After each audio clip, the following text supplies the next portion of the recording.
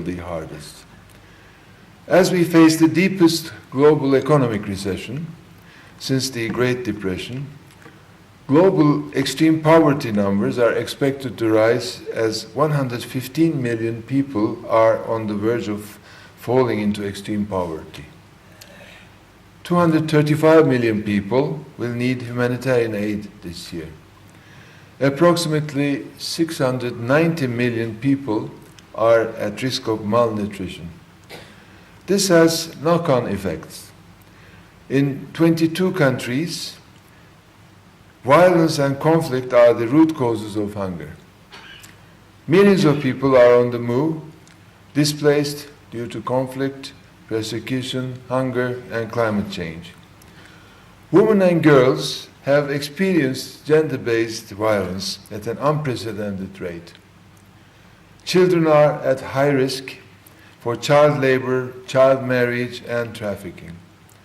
Xenophobia, racism, and discrimination on ethnic and religious grounds are on the rise.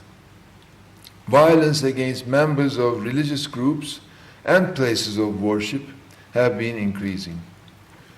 Excellencies, distinguished ladies and gentlemen, we need to take urgent action now to reverse these trends.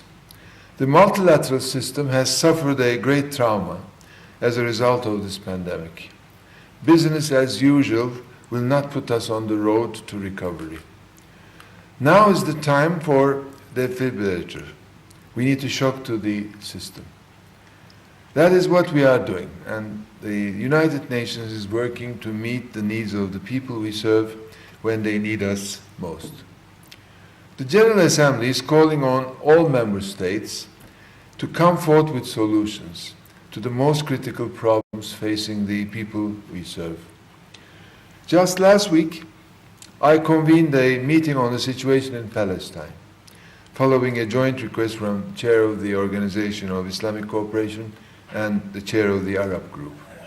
I convened this meeting in large part to compensate for the silence and deadlock in the Security Council. The Security Council must shoulder its responsibilities and overcome yet again its paralysis on this longest-standing item of its agenda. Inaction on this issue undermines and indeed hinders the ability and credibility of the Council and the United Nations regarding other pressing peace and security issues.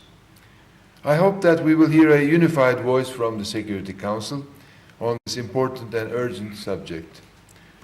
As for the General Assembly, we assumed our responsibility under the Charter of the United Nations and met to address the grave violations of international humanitarian law and international human rights law.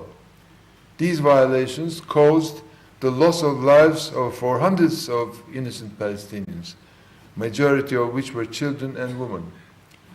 The announcement of a ceasefire, as the UN General Assembly was still in meeting, was a significant development, and I claim that it was because the General Assembly brought this issue into its agenda that all the silent organs started talking about ceasefire, and they were reacting to the difficult situation.